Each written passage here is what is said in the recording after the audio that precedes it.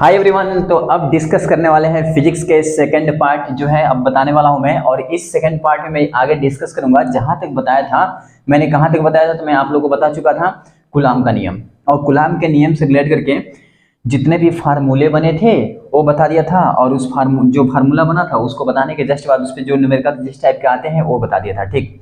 और कूलाम्स के नियम का फार्मूला बताया था। लेकिन उसके आगे जस्ट क्या होता है, तो उसके आगे होता है अब जो जब ये कूलाम का जो फार्मूला था F equal to 1/4πε0 Q1 Q2 by R square. यही तो था, ये फार्मूला था कूलाम का। किसके लिए? वायु के लिए था, ठीक। और इसी को मैं लिखा था माध्यम के लिए। किसके लिए? माध्यम। तो उसके लिए बताया था 1/4πε0 के, और यहाँ पे लिखा था Q1 Q2 by R square. Okay. अब एक क्वेश्चन आता है बोर्ड में, बहुत ज्यादा बार पूछा गया है बोर्ड में कि कूलाम का जो नियम है ये तो आप फार्मूला बता दिए, लेकिन इसका सदिश रूप लिखो। यानी कूलाम के नियम का सदिश रूप बोर्ड में हर बार आता है। तो जो कूलाम है ना, कूलाम के सूत्र का सदिश रूप। अब जो कूलाम का फार्मूला है उसका सदिश रूप। अब सदिश रूप क्या होता है भाई, तो ध्यान से देखना। देखो F इक्वल टू दिया था 1/4πε0 formula Q1 Q2 by R square. अगर मैं इस F के ऊपर ऐसे एक साइन लगा दूं तो इस साइन को हम बोलते हैं कि ये सदिश फॉर्म में आ गया, मतलब ये सदिश रूप में आ गया। किस रूप में आ गया? सदिश रूप में। ये सदिश रूप, ये दिशा बताता है। क्या बताता है? दिशा बताता है। अगर मैं इसको हटा दूं तो ये अदिश रूप है। यानी अभी जो फिलहाल आप देख रहे हैं ये अदिश रूप है, लेकिन अगर इसके ऊपर ये वेक्टर लगाओ तो ये सदिश में कन्वर्ट होगा बल। और जब बल सदिश में कन्वर्ट होगा तो ये जो दूरी है ये विस्थापन का काम करता है। तो ये भी सदिश में होना चाहिए। तो इसको सदिश में लाने के लिए हम क्या करते हैं, तो सुनिए। एक होता है unit vector r equal to vector r by आर। ये होता है इकाई सदिश, इसको बोलते हैं इकाई सदिश। और जो इकाई सदिश होता है उसके ऊपर कैप लगा देते हैं और इसी को इंग्लिश में बोलते हैं यूनिट वेक्टर। और इकाई सदिश इक्वल टू होता है सदिश बटा परिमाण। ये परिमाण है। अच्छा, यहाँ पे जो ये वर्ड बोल रहा हूँ ना सदिश, तो इधर एक बार देख लीजिए। देखिए एक होता है वर्ड सदिश, आप सदिश राशि जिसको बोलते हैं। आप सदिश राशि क्या है, तो इसमें बोलेंगे वह राशि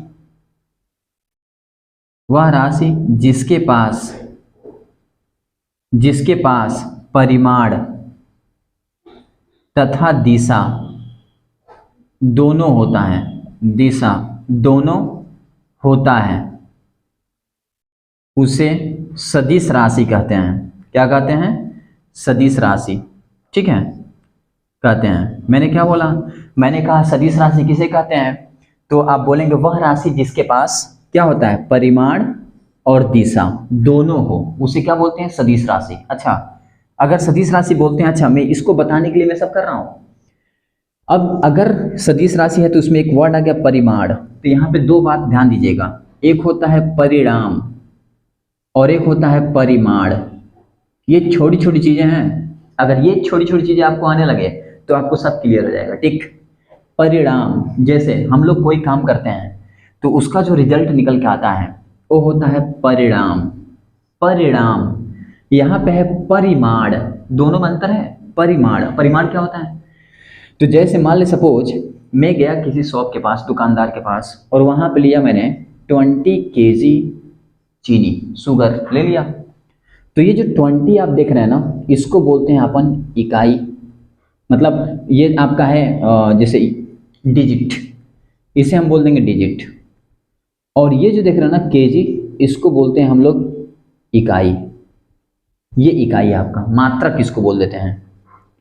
ये आपका हो गया मात्रक, ओके। अब ये हो गया आपका मात्रक, इकाई हटाइए, मात्रक। ये आपका हो गया मात्रक और ये हो गया आपका डिजिट। अब ये अंक है आपका और ये मात्रक, इन दोनों के कॉम्बिनेशन से जो भी मिलता है उसे बोलते हैं परिमाण। जैसे मैं बोलूं 20 न्यूटन बल, कितना न्यूटन? 20 न्यूटन बल। तो 20 क्या है, ये 20 आपका डिजिट है और ये n क्या है, मात्रक। तो इन दोनों को मिला के क्या हो गया, परिमाण। जैसे मैं बोलूं 100 कूलाम, तो मान लो मैं बोल दिया 100 कूलाम, ऐसे बोला, तो ये जो कूलाम है ये क्या है, मात्रक, और ये जो 100 देख रहे हैं क्या है, डिजिट, और इन दोनों के कॉम्बिनेशन से जो बन रही है क्या है, परिमाण। तो अब उम्मीद करता हूं कि आप समझ गए होंगे दोनों का अंतर, कि परिमाण क्या होता है और परिणाम क्या होता है। ओके, अब ये भी समझ गए होंगे सदिश राशि, यानी जिसके पास परिमाण भी हो और दिशा भी हो उसे बोलते हैं सदिश राशि। आगे चलते हैं। अगर मैं कहूं कि ये नहीं था दिशा, तो ये इसके पास केवल परिमाण था, 20 न्यूटन, 30 न्यूटन, 100 न्यूटन स्वान। लेकिन अगर मैं ये लगा दूं तो 20 न्यूटन तो आया, लेकिन 20 न्यूटन साथ किस डायरेक्शन में, east, west, north, south, up, down, right, left, किधर, तो ये बताएगा। ठीक है, और ये 20 न्यूटन, तो 20 न्यूटन किधर, मान लो इधर 20 न्यूटन, ऊपर 20 न्यूटन, नीचे 20 न्यूटन, कि इधर 20 न्यूटन किधर, अब ये बताएगा। ओके, अब देखो ये कांस्टेंट कांस्टेंट कांस्टेंट कांस्टेंट, इसका कोई नहीं होता राशि। Q1 Q2 ये आवेश है, और आवेश एक अदिश राशि है। ये जो देख रहा है ना, ये अदिश राशि है। कौन सी राशि है, अदिश। अब अदिश राशि है क्यों, क्योंकि इसके पास केवल परिमाण होता है, दिशा नहीं होता। लेकिन जो R देख रहे हैं ये विस्थापन का काम करेगा, और ये एक सदिश राशि है। क्या है, सदिश। और अगर ये सदिश है तो हम लोग इसको जब वेक्टर में कन्वर्ट करेंगे ना, तो यहाँ पे ऐसे, इसको रख कर रहा हूं मैं, यहाँ पे ऐसे करेंगे, ध्यान से देखिएगा। जब इसको वेक्टर में कन्वर्ट करेंगे ना, तो देखिए ये F था परिमाण, तो वेक्टर सदिश equal to 1/4 pi epsilon naught Q1 Q2 by R cube, और यहाँ पे आप लिख देंगे R वेक्टर, ऐसा। अब देखिए आप सोच रहे होंगे क्या हो गया, या अगर ऐसा नहीं लिखना चाहते हैं तो R square R unit vector ऐसे लगा दीजिए, ये होगा आपका सदिश रूप। अब ये भी क्या बता रहा है, दिशा, ये भी क्या बता रहा है, दिशा। अच्छा, अगर मैं इसको लिखना चाहूँ तो R यूनिट वेक्टर को लिख सकते हैं सदिश R बटे R, और इस वैल्यू को ले चल के यहाँ पुट कर दो। जब आप पुट करोगे ना तो ये फार्मूला हो जाएगा F equal to 1/4 pi epsilon naught, और यहाँ हो जाएगा Q1 Q2, और बाई नीचे R था, और यहाँ पुट करोगे वेक्टर R बाई R, तो R स्क्वायर और R क्यू हो जाएगा, यानी वेक्टर 1/4 पाई एप्सिलॉन नॉट, यहाँ होगा Q1 Q2 by R Q unit vector, अच्छा हाँ वेक्टर R। तो या तो आप ये लिखिए बोर्ड में, या तो आप ये लिखिए, दोनों में से कोई लिख सकते हैं, लेकिन ये बेटर है। देखो इसमें भी वेक्टर और इसमें भी वेक्टर, और यही तुम्हारा क्या है, सदिश रूप है। किसका, कूलाम के सूत्र का। Right it. फिर नेक्स्ट टॉपिक आ गया। अब बात करते हैं, सदिश रूप हो गया, अब आगे बात करते हैं नेक्स्ट टॉपिक। अब उसमें क्या है कि अब एक वर्ड बोल रहा है कि आवेशों के अध्यारोपण का सिद्धांत, बहुत इंपॉर्टेंट है। देखो यहाँ पे लिख रहा हूं मैं, आवेशों के अध्यारोपण का सिद्धांत, अध्यारोपण का सिद्धांत। अब ये क्या बोलता है, ध्यान से देखिएगा, आवेशों के अध्यारोपण का सिद्धांत। अब ये क्या है, तो मान लीजिए यहाँ पे कोई चार्ज है, ऑब्जेक्टिव चार्ज मैं ले रहा हूँ, तुम कोई भी ले सकते हो, और इसके आसपास बहुत सारे चार्ज हैं, Q1 Q2, यहाँ पे Q3, यहाँ पे Q4, यहाँ पे मान लो सपोज ऐसे करके Q5, और यहाँ पे ऐसे करके dot dot dot Qn, n times तक। अब होगा क्या कि ये इस पे फोर्स लगाएगा, और ये इस पे फोर्स लगाएगा, बल लगाएंगे। तो मान लीजिए यहाँ पे बल लग रहा है F01, ये जीरो लिया हूँ तो 01, यहाँ पे भी फोर्स लग रहा होगा F02, यहाँ भी फोर्स लग रहा होगा F03, यहाँ भी फोर्स लग रहा होगा F04, यहाँ भी फोर्स लग रहा होगा F0n, और यहाँ भी फोर्स लग रहा होगा F05। ठीक, यानी इस आवेश के द्वारा इन सभी आवेशों पे क्या लग रहा होगा, बल। अब इन सभी आवेशों पे जो बल लग रहा है, इन सभी बलों को मैं जोड़ दूं, यानी इन सभी बलों का मैं बीजगणितीय योग ले लो। बीजगणितीय योग मतलब क्या होता है, तो प्लस और माइनस को एक साथ, तो एक्चुअली यहाँ पे सब प्लस में ले रहा हूं मैं, तो सबको मैं एक साथ जोड़ दूं तो इसका कुल बल निकल जाएगा। क्या निकल जाएगा, कुल बल। यानी किसी एक आवेश के द्वारा बहुत सारे आवेशों पर लगाए गए कुल बल, कुल बल का बीजगणितीय योग, इसके क्या होता है, इस पे लगने वाले सभी बल के योग के बराबर होता है। मतलब समझो, होता क्या है कि यहाँ पर हम लिखेंगे कि किसी आवेश पर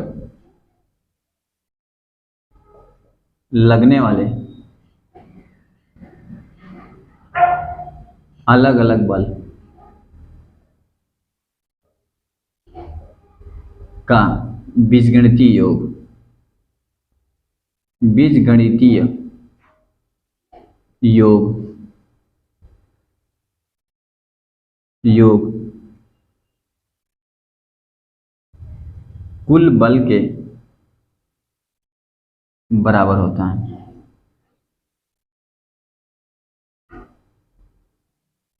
अर्थात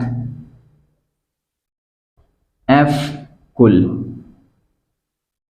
इस पर लगने वाले एक आवेश पर, किसी आवेश पर लगने वाले अलग अलग बल का बीजगणितीय योग कुल बल के बराबर होता है। या बोल सकते हो किसी एक आवेश पर लगने वाले बहुत सारे आवेशों के द्वारा, किसी एक आवेश पर लगे हुए बहुत सारे आवेशों के द्वारा बल का बीजगणितीय योग कुल बल के बराबर होता है। यानी F equal to F01 plus F02 plus F03 plus F04 plus F05 dot dot dot F0n। यही है आपका आवेशों के अध्यारोपण का सिद्धांत। मतलब इसको दूसरे तरह से क्या लिख सकते हैं, लिख सकते हैं किसी एक आवेश पर भिन्न भिन्न आवेश द्वारा भिन्न भिन्न आवेश द्वारा बल लगे तो उन सभी बलों का बीजगणितीय योग, उन सभी बलों का बीजगणितीय योग, बीजगणितीय योग, उन सभी बलों का बीजगणितीय योग कुल बल के बराबर होता है।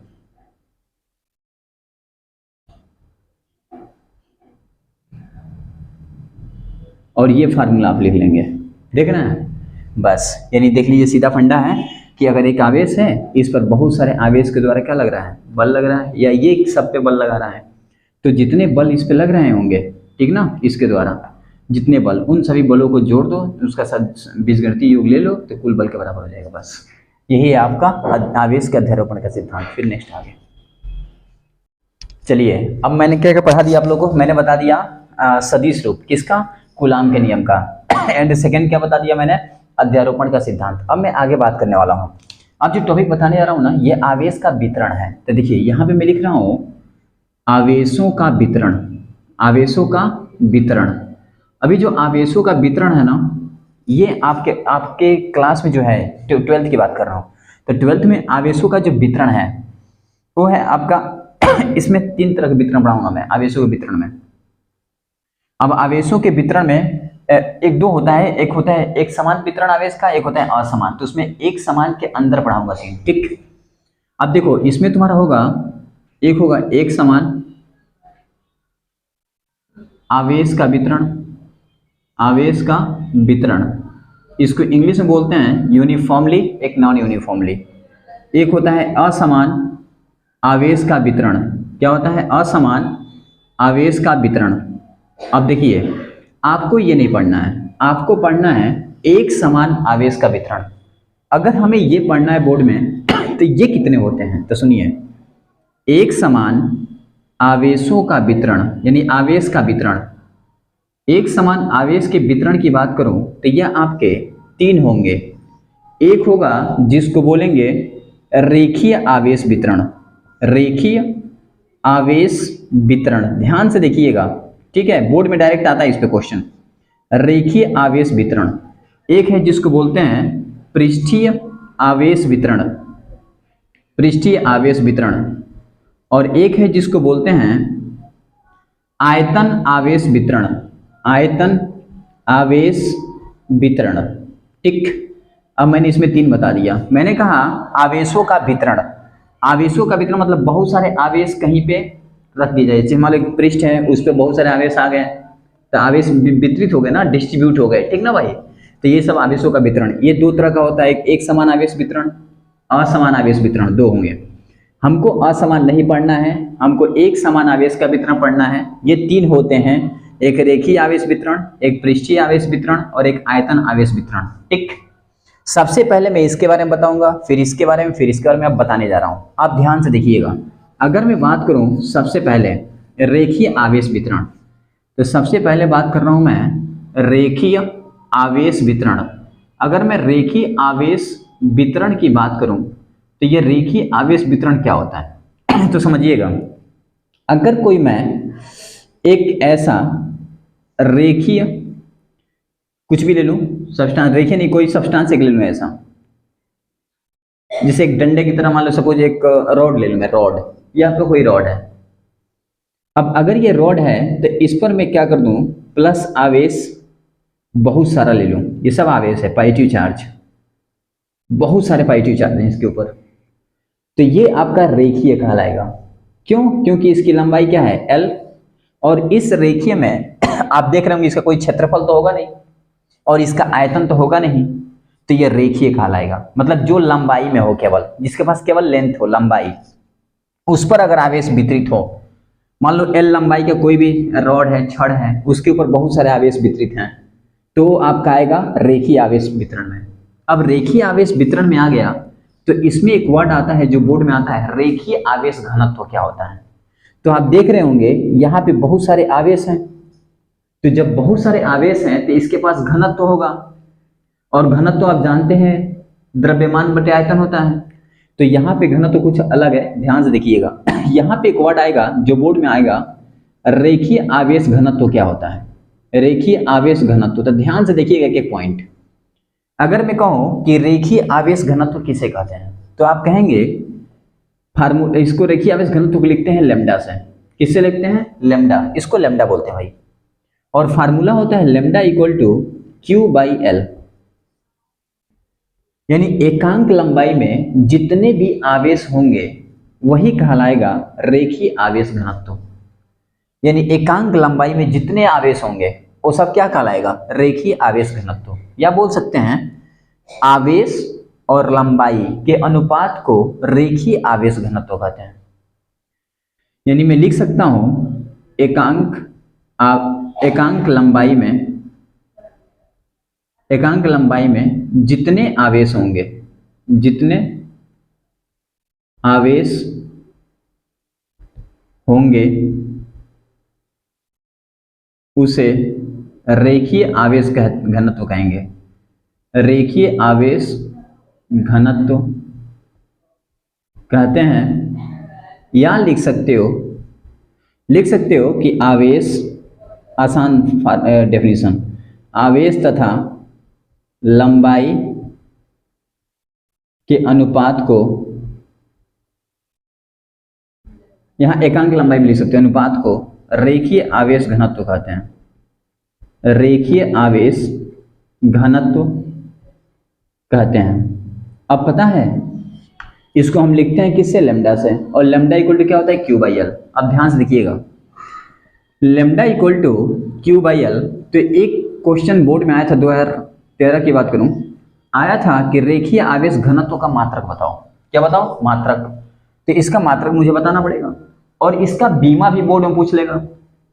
तो मैं इसकी मात्रक की पहले बात करता हूं कि इसका मात्रक क्या होगा। तो आप बोलेंगे आवेश का मात्रक, अच्छा फार्मूला आपको नहीं पता होगा ना, तो आप नहीं लिख पाएंगे। इसका मतलब फार्मूला याद करना पड़ेगा। तो लेमडा इक्वल टू Q/L, तो Q को हम बोलेंगे कूलाम। क्या बोलेंगे, कूलाम, क्योंकि आवेश का मात्रक क्या होता है, कूलाम, और लंबाई का मात्रक होता है मीटर। तो कूलाम पर मीटर, ये हो गया मात्रक। किसका हो गया मात्रक ये, तो ये हो गया आपका रेखीय आवेश घनत्व का मात्रक, कूलाम प्रति मीटर। अगर मैं इसकी बीमा की बात करूं तो आप लिखेंगे Q का होता है, अच्छा Q इक्वल टू होता है I इंटू टी। तो I को हम A बोलते हैं, T को T लिखते हैं, AT, यानी इसका हो गया AT बीमा, और मीटर का हो गया L। ऊपर लेकर चलिए इसको, तो बीमा हो जाएगा L-1 AT। यह है आपका बीमा, राइट। तो उम्मीद करता हूं कि रेखीय आवेश वितरण के बारे में पूरा समझ गए होंगे। अब मैं इसके सेकंड बात करूं, इतना स्क्रीनशॉट ले लो फिर। अब रेखीय आवेश घनत्व तो हो गया, इसके जस्ट बाद अब क्या होता है तो सुनिए, अब इसके बाद आता है पृष्ठीय आवेश घनत्व। आवेश घनत्व, अब ये पृष्ठीय आवेश घनत्व क्या है तो देखिए, अगर मैं कहूं कि एक कोई पृष्ठ ले लूं मैं जिसके पास लंबाई हो और चौड़ाई हो, यानी उसके पास एक क्षेत्रफल हो, लंबाई गुणे चौड़ाई, और उस पूरे क्षेत्रफल में आवेश वितरित कर दूं, डिस्ट्रीब्यूट कर दूं, या तो पूरा पॉजिटिव या तो पूरा नेगेटिव। तो इसमें आप देख रहे होंगे कि पूरे क्षेत्रफल में आवेश आ गया। अब पूरे क्षेत्रफल में जब आवेश आ गया तो इसके पास घनत्व आ गया होगा, क्योंकि एक आवेश तो है नहीं, बहुत सारे आवेश हैं। तो जो घनत्व आएगा उसको बोलेंगे पृष्ठीय आवेश घनत्व। क्या बोलते हैं? पृष्ठीय आवेश घनत्व। अब यही बोर्ड में पूछता है कि पृष्ठीय आवेश घनत्व किसे कहते हैं। तो होता क्या है, इसको हम रिप्रेजेंट करते हैं सिग्मा से, और सिग्मा इक्वल टू होता है Q बाई A। एकांक के एरिया में जितनी आवेश वितरित होगा उसी को बोलेंगे पृष्ठीय आवेश घनत्व। यानी एकांक क्षेत्रफल में एकांक क्षेत्रफल में वितरित आवेश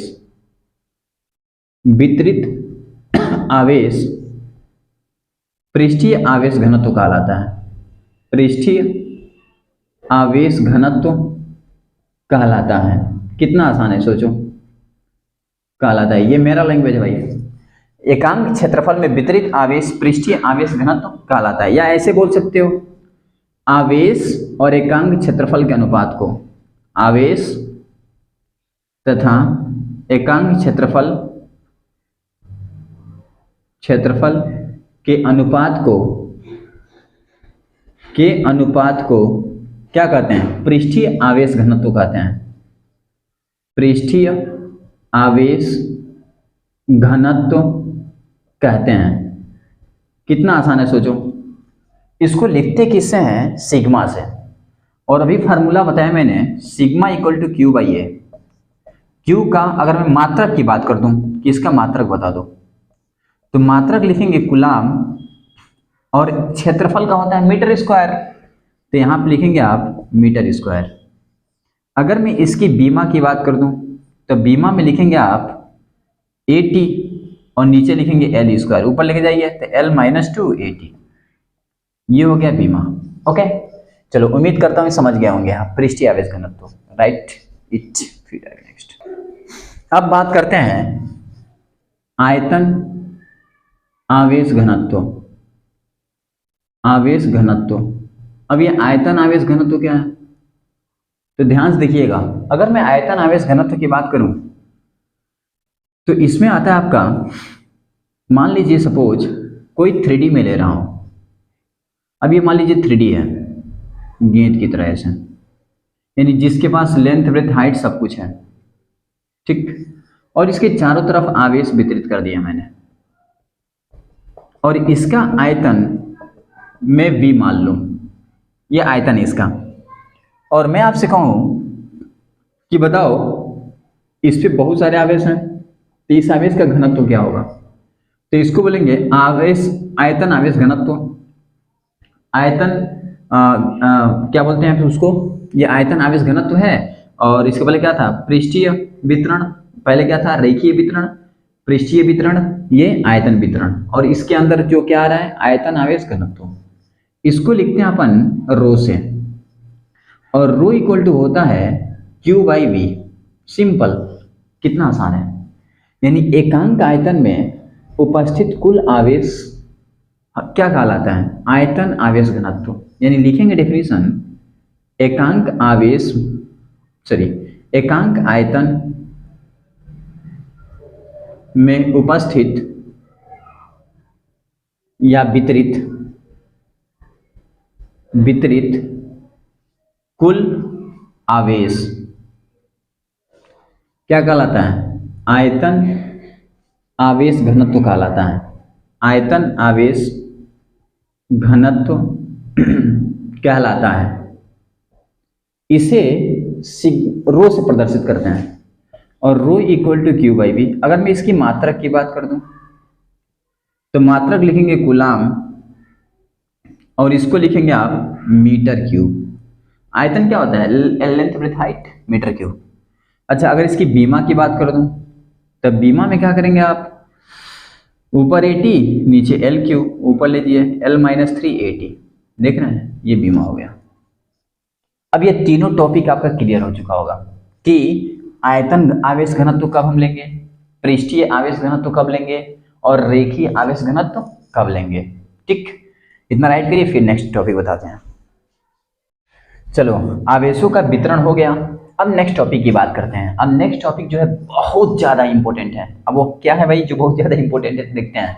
देखो, अब ये टॉपिक है जिसका नाम है वैद्युत द्विध्रुव। क्या नाम है? तो वैद्युत द्विध्रुव। एकदम ध्यान से देखना, एक एक टॉपिक देखते जाना, सब क्लियर होता जाएगा। वैद्युत द्विध्रुव क्या होता है तो सुनो।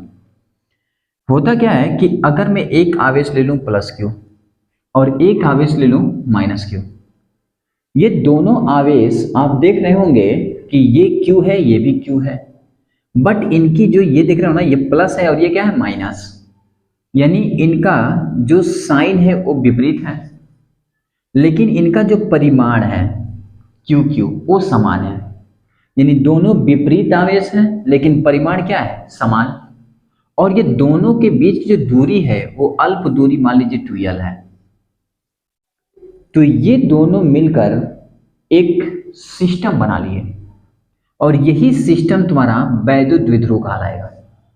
यानी अगर मैं इसको लिखना चाहूं कि वैद्युत द्विध्रुव होता क्या है, तो आप बोलेंगे समान परिमाण तथा विपरीत आवेश, समान परिमाण वाले तथा समान परिमाण तथा विपरीत आवेश वाले तथा विपरीत आवेश, समान परिमाण तथा विपरीत आवेश एक दूसरे से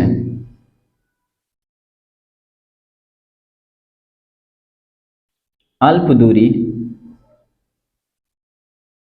2l पर स्थित हों। क्या बोल रहा हूं? समान परिमाण तथा विपरीत आवेश, समान परिमाण वाले लिख सकते हो या लिखो समान परिमाण देखो समान तथा विपरीत आवेश एक दूसरे से अल्प दूरी 2l पर स्थित हो। कितना? 2l पर स्थित हो तो वह द्विध्रुव का निर्माण करते हैं जिसे वैद्युत द्विध्रुव कहते हैं। वैद्युत द्विध्रुव कहते हैं। इसको तुम आसानी से अपने लैंग्वेज में लिख सकते हो। यदि दो समान परिमाण तथा विपरीत आवेश, यदि दो समान परिमाण तथा विपरीत आवेश एक दूसरे से अल्प दूरी 2l पर स्थित हो, उसे वैद्युत द्विध्रुव कहते हैं। ये भी लिख देना। यदि दो समान परिमाण तथा विपरीत आवेश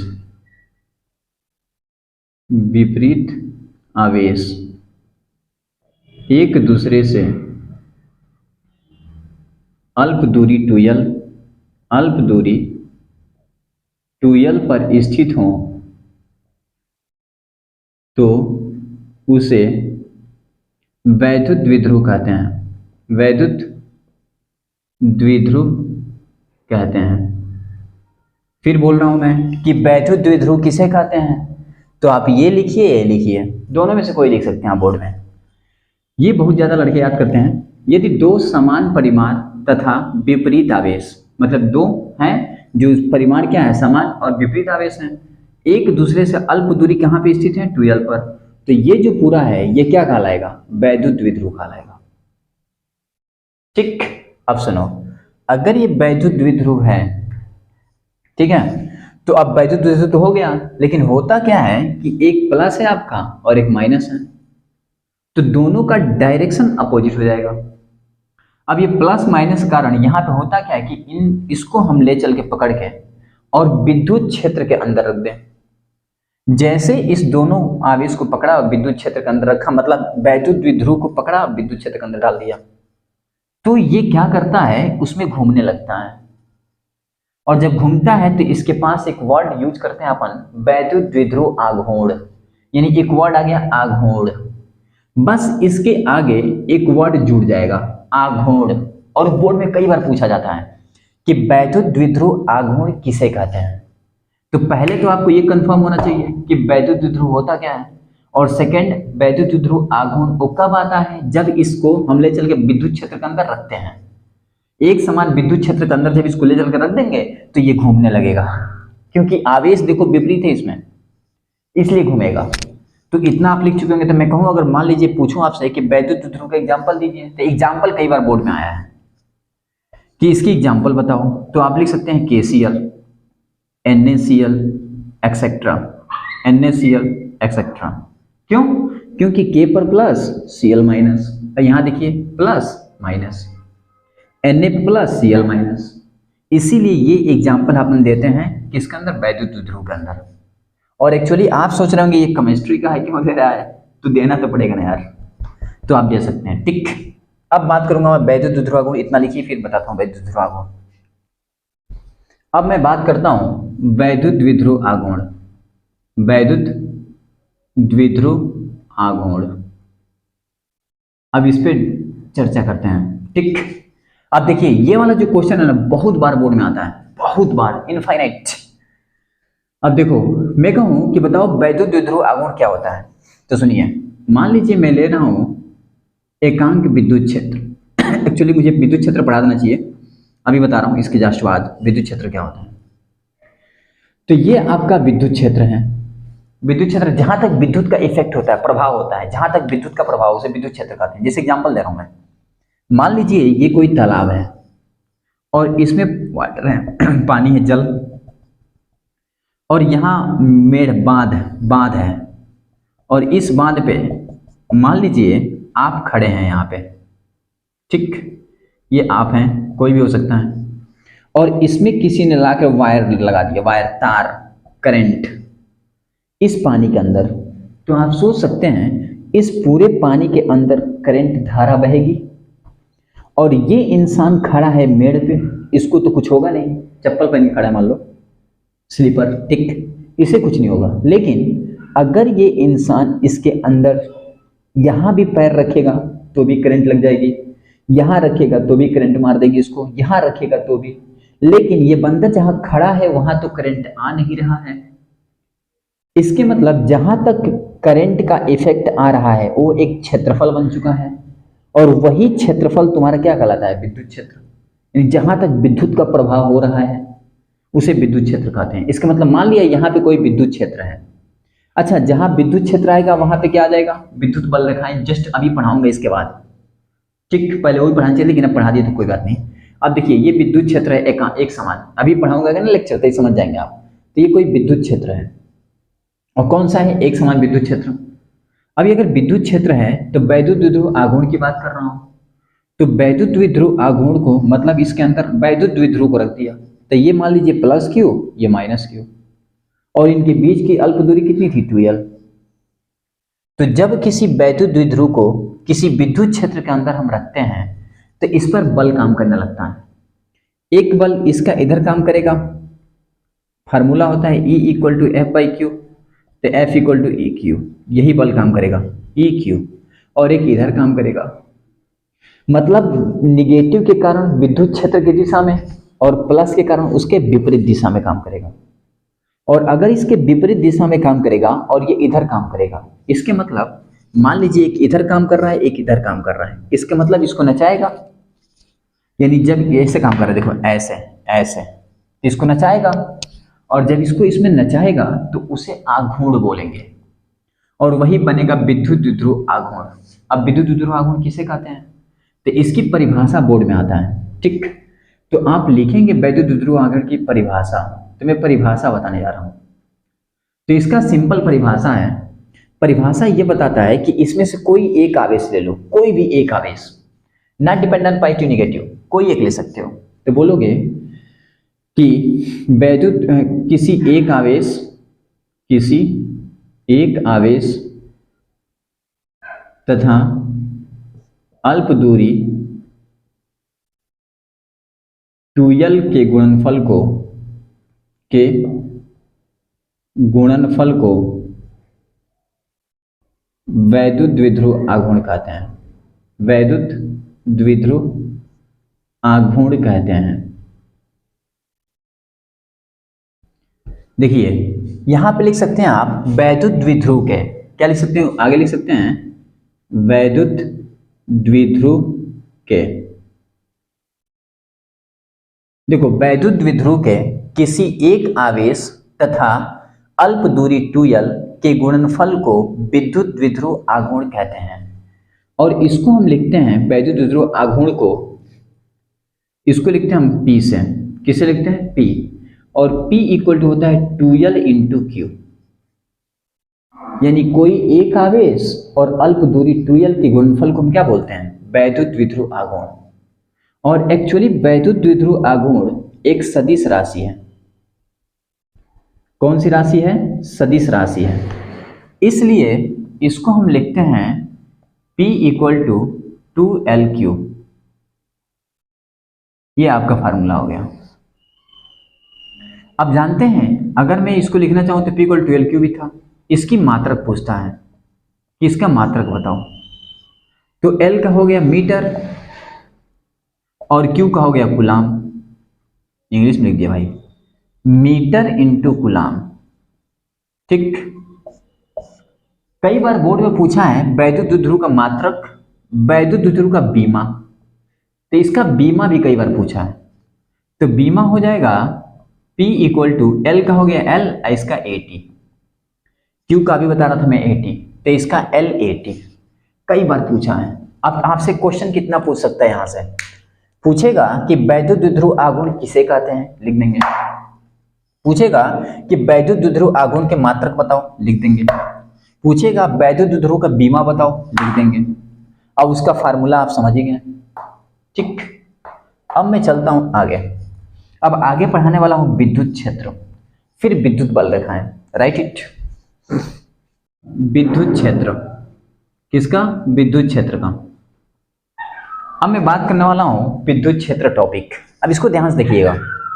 विद्युत क्षेत्र को हम लिखते हैं E से, और ये जो विद्युत क्षेत्र है ये एक सदिश राशि है। क्या भाई? सदिश राशि। ध्यान दीजिएगा एक एक पॉइंट।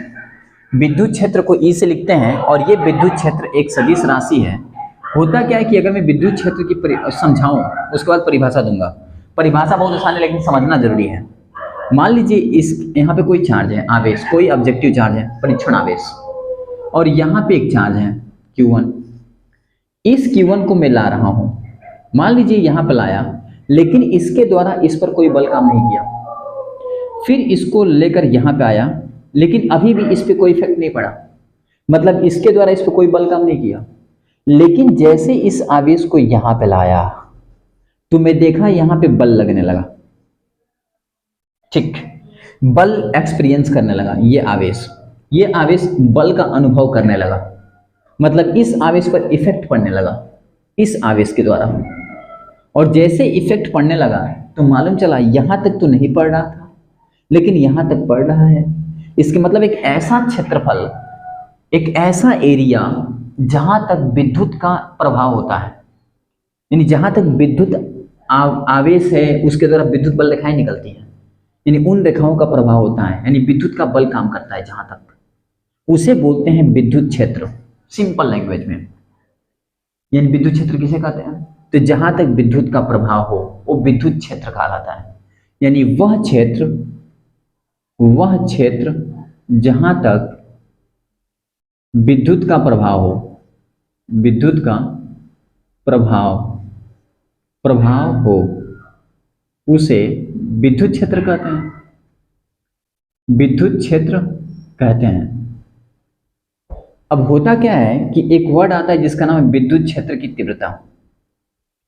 विद्युत क्षेत्र की तीव्रता। अब अगर विद्युत क्षेत्र की तीव्रता की बात करूं मैं, तो इसको लिखते हैं E से, और E इक्वल टू होता है F/Q0। अब विद्युत क्षेत्र की तीव्रता को E से लिखते हैं फार्मूला F/Q0। तो अच्छा, इसको बहुत लोग विद्युत क्षेत्र भी बोल देते हैं, फार्मूला है E इक्वल टू F/Q0। आप भी बोल सकते हैं विद्युत क्षेत्र का formula E equal to F/Q0। अब सुनिए, अगर E इक्वल टू F/Q0 है तो इसकी परिभाषा अगर मैं देना चाहूँ तो देख सकता हूँ वैद्युत बल तथा परीक्षण आवेश के अनुपात को विद्युत क्षेत्र की तीव्रता कहते हैं। विद्युत क्षेत्र की तीव्रता कहते हैं, ठीक। और इसे रिप्रेजेंट करते हैं ई से प्रदर्शित करते हैं, ठीक। और अगर ई से प्रदर्शित करते हैं तो फार्मूला आपका क्या बन रहा है? फार्मूला बन रहा है E इक्वल टू F/Q0। अब यहाँ पे एक क्वेश्चन आता है कि इसका मात्रक बताइए। तो इसका मात्रक आप लिखेंगे, F का हो गया न्यूटन और Q का हो गया कूलाम, तो न्यूटन पर कूलाम। अब आता है कि इसका बीमा बता दीजिए, विद्युत क्षेत्र की बीमा। तो बीमा हो गया mLt-2 और इसका हो गया AT।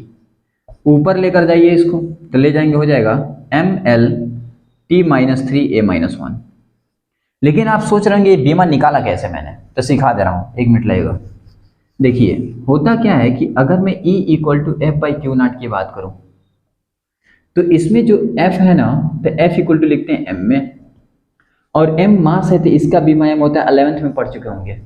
और एक्सलेशन तुरंत 8 dB/dt होता है, और इसको लिखते हैं Lt-1, नीचे t ऊपर लेके जाओगे तो Lt-2, यानी त्वरण का होता है Lt-2। ये भी आपको याद होना चाहिए। यानी हो गया आपका mLt-2 त्वरण का लेके, यानी E इक्वल टू F का मुझे मिल गया mLt-2 और Q इक्वल टू होता है I इंटू टी, और I का बीमा होता है A और T का T, तो AT। तो यहाँ हो गया AT, और इसको ऊपर लेके जाइए ना, तो लाएंगे ना तो mLt-3, क्यों ऊपर जाएगा तो माइनस, और ये भी माइनस, ये हो गया बीमा आपका। तो ये निकल गया आपका बीमा। अब कई बार बोर्ड में पूछता है कि पहला क्वेश्चन पूछेगा विद्युत क्षेत्र किसे कहते हैं, सेकंड पूछेगा विद्युत क्षेत्र की तीव्रता क्या है, ऐसा पूछ देगा, तो E इक्वल टू F/Q0। अच्छा, विद्युत क्षेत्र की तीव्रता है अगर, तो इसकी मात्रा क्या है, न्यूटन पर कूलाम। पूछेगा इसका बीमा क्या है, तो mLt-3A-1, ठीक, राइट इट। फिर नेक्स्ट बात करते हैं विद्युत बल रेखाएं। विद्युत बल रेखाएं, ध्यान से देखिएगा। अब देखिए, विद्युत बल रेखा की बात करूं मैं, तो विद्युत बल रेखा किसे कहते हैं? तो देखिए, चाहे विद्युत बल रेखा हो चाहे चुंबकीय बल रेखा हो, ये दोनों के दोनों काल्पनिक रेखाएं होती हैं। मीन्स इन दोनों को ना किसी ने देखा है ना कोई जानता है, ठीक। मीन्स इसको महसूस कल्पना किया गया है कि इसमें से एक बल रेखाएं निकल रही होंगी, फिर ये बल काम कर रहा होगा, ऐसा कल्पना किया गया है। रियलिटी में किसी ने देखा नहीं है। यानी लिख सकते हैं यह एक काल्पनिक रेखा है। कौन सा? तो काल्पनिक रेखा है। यानी विद्युत बल रेखाएं क्या है? यह एक काल्पनिक रेखा है जो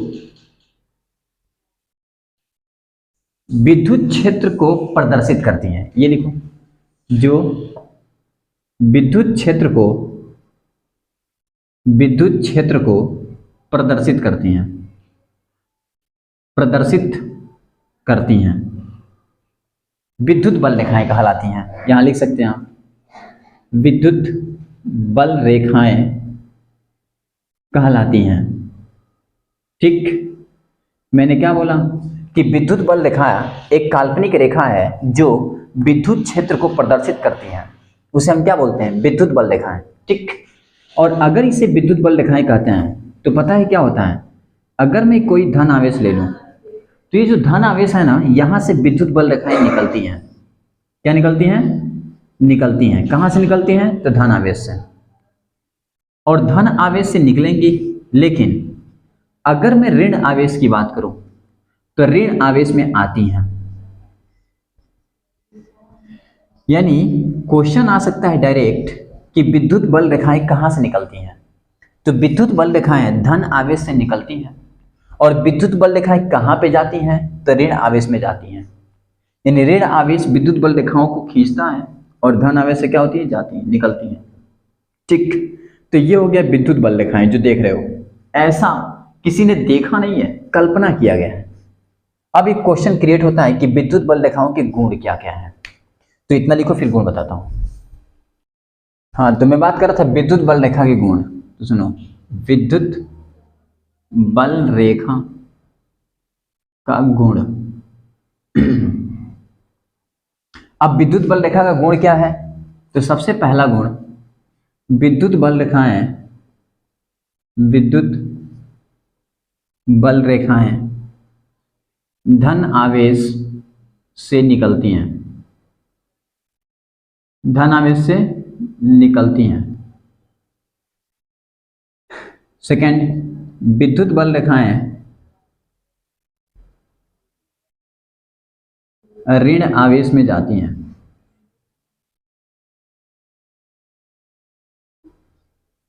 जाती हैं। थर्ड, विद्युत बल रेखाएं, विद्युत बल रेखाएं बंद वक्र नहीं बनाती, बंद वक्र नहीं बनाती, जबकि चुंबकीय बल रेखाएं बंद वक्र बनाती हैं। ठीक, ये 3 पॉइंट हो गया। It is very most important point. ठीक, विद्युत बल रेखाएं बंद वक्र नहीं बनाती, ये 3 पॉइंट याद कर लीजिएगा। अच्छा, इसमें से कोई दो ही आपको 1-2 लिखना होगा, तो आप इतना याद कर लीजिएगा, ठीक ना, और सब देख लीजिएगा। ठीक, इतना राइट कर लीजिएगा। अच्छा, आसान है। चलिए, और जो बनाता था ना विधान, तो ये वाला बना दीजिएगा, अभी बताया था। तो आपका इतना क्लियर हो चुका होगा। कहाँ तक, तो आपको क्लियर हो गया आपका विद्युत क्षेत्र क्या होता है, विद्युत बल रेखाएं क्या होती हैं, फिर ये सब विद्युत बल रेखाएं होती क्या है, फिर विद्युत बल रेखाओं गुण क्या होते हैं, फिर आपका अभी जितने भी टॉपिक पढ़ा है वो सब क्लियर हो गया होगा। ठीक, उसको प्रैक्टिस कर लीजिएगा। अब जस्ट ये आपका थ्योरेटिकल पोर्शन था। एक्चुअली अब मैं कराऊंगा प्रूविंग, और प्रूविंग जो कराने वाला हूँ उसमें विद्युत क्षेत्र और द्विध्रुव का संबंध पढ़ाऊंगा, अक्षीय स्थिति और निरक्षीय स्थिति। तो ये मेरा सेकेंड पार्ट था। अब मैं पढ़ाऊंगा थर्ड पार्ट, वो मैं कल नेक्स्ट। ठीक है, ओके, बाय, फिर मिलते हैं।